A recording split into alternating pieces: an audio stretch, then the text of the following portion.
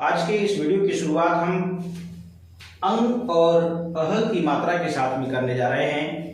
चलिए बिना देर किए हुए जो हमारे व्यंजन वर्ण हैं इनमें अंग और अह की मात्रा लगाकर इनका आज हम उच्चारण सीखेंगे और अभ्यास भी हम सीखेंगे। चलिए वीडियो की शुरुआत करते हैं बिना देर किए हुए। यहाँ आप देख रहे हैं क वर्ण लिखा हुआ है और क में अंग की मात्रा लगी है तो ये हो गया कंग, और क में अह की मात्रा लगी है तो ये हो गया कह। अगला जो वर्ण है वो है ख। ख में अंग की मात्रा लगी है तो ये हो गया खंग, और ख में अह की मात्रा लगी है तो ये हो गया खह। आगे ग वर्ण है। ग में अंग की मात्रा लगी तो ये हो गया गम, और ग में अह की मात्रा लगी तो ये हो गया गह। आगे घ वर्ण है। घ में अंग की मात्रा लगी तो ये हो गया घंग, और घ में अह की मात्रा लगी तो ये हो गया घह। अगला जो वर्ण है च। च में अंग की मात्रा चंग, और च में अह की मात्रा चह। अगला जो वर्ण है छ। छ में अंग की मात्रा छंग, और छ में अह की मात्रा छह। अगला जो वर्ण है ज। ज में अंग की मात्रा जंग, और ज में अह की मात्रा जह। अगला जो वर्ण है झ। झ में अंग की मात्रा झंग, और झ में अह की मात्रा झह। अगला जो वर्ण है ट। ट में अंग की मात्रा टंग, और ट में अह की मात्रा टह। ठ। ठ में अंग की मात्रा ठंग, और ठ में अह की मात्रा ठह। अगला जो वर्ण है ड। ड में अंग की मात्रा डंग, और ड में अह की मात्रा डह। अगला जो वर्ण है ढ। ढ। ढ में अंग की मात्रा ढंग, और ढ में अह की मात्रा ढह। अगला जो वर्ण है त। त में अंग की मात्रा तंग, और त में अह की मात्रा तह। अगला जो वर्ण है थ।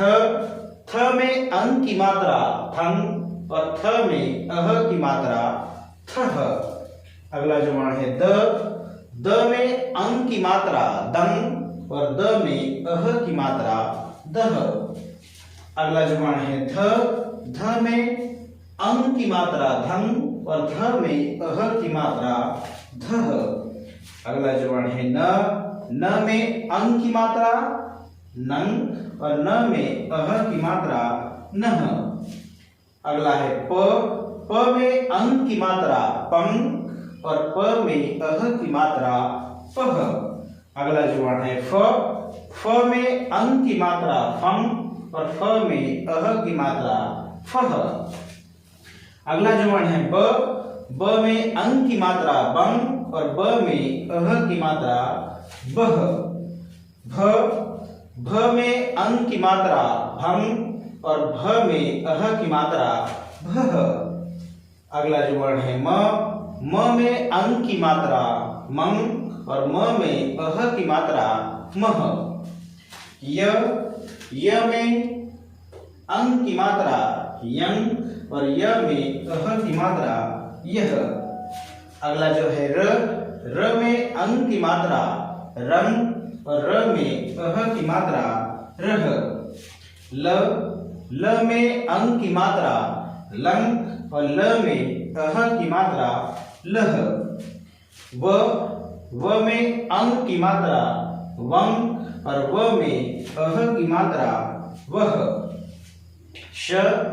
श में अंग की मात्रा संग, और श में अह की मात्रा शह। षटकोण वाला श।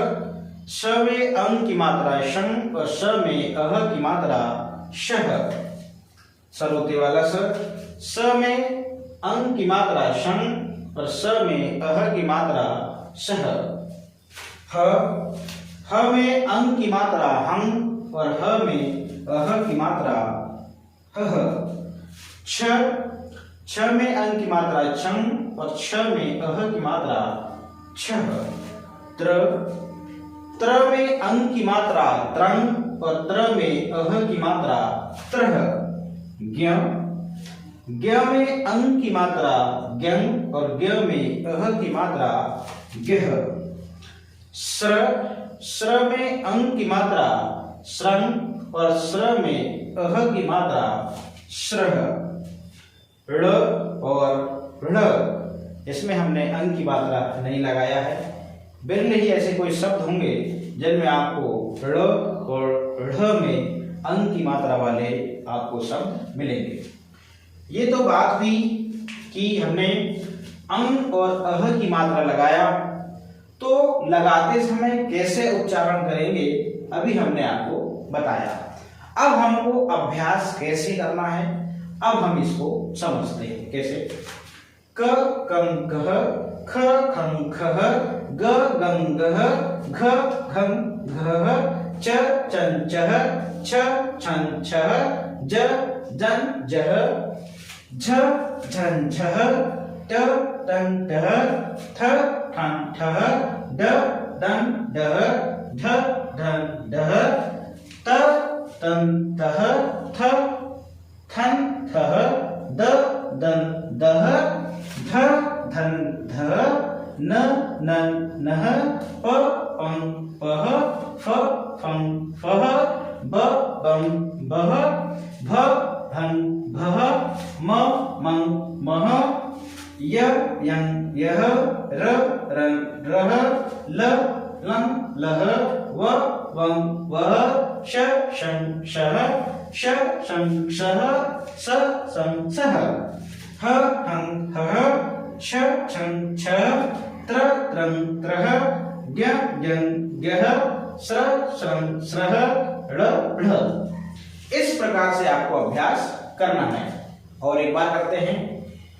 क कं कह, ख खं खह, ग गं गह, घ घं घह, च चं चह, छ छं छह, ज जं जह, झ झं झह, ट टं टह, थ ठं ठह, ड डं डह, ढ ढं ढह, त तं तह, थ थं थह, द दं दह, ध धं धह, न नं नह, प पं पह, फ फं फह, ब बं बह, भ भं बह, म मं मह, य यं यह, र रं रह, ल लं लह, व वं वह, श शं शह, स सं शह, स सं सह, ह हं हह, छ छं छह, त्र त्रं त्रह,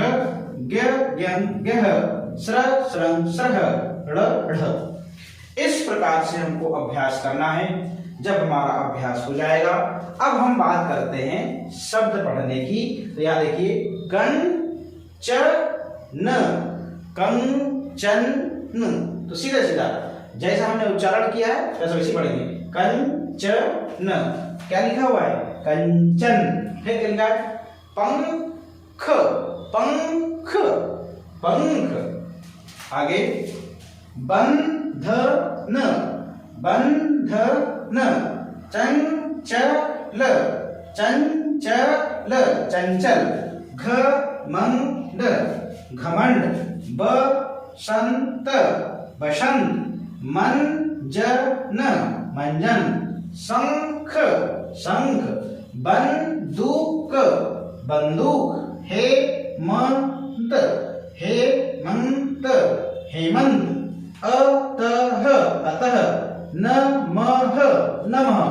ये जो हमारी विसर्ग की मात्रा है और ये जो हमारी अंग की मात्रा है, ये अधिकतर हमें हिंदी के शब्दों में देखने मिल जाती है, मगर जो विसर्ग की मात्रा जो अह की है ये हमें अधिकतर संस्कृत में देखने मिलती है। और एक हमारा शब्द है अतः, इसमें बहुत ज्यादा देखने को मिलती है। और जैसे नमः, और ये संस्कृत में सबसे ज्यादा इसका उपयोग किया गया है।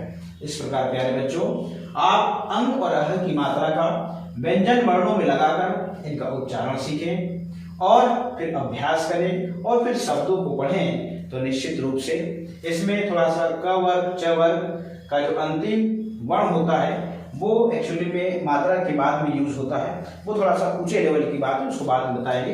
अभी आप इसी प्रकार सीखें क्योंकि शुरुआती दौर में है। अभी हम सरल से कठिन की ओर जाएं, कठिन को पहले न लाएं। जब हम सरल बनने लगेगा तो कठिन हमारे लिए सीखना बहुत ही आसान हो जाएगा। आज के इस वीडियो में इतना ही, फिर मिलेंगे अगले वीडियो में नए कुछ विषय के साथ। बहुत बहुत धन्यवाद।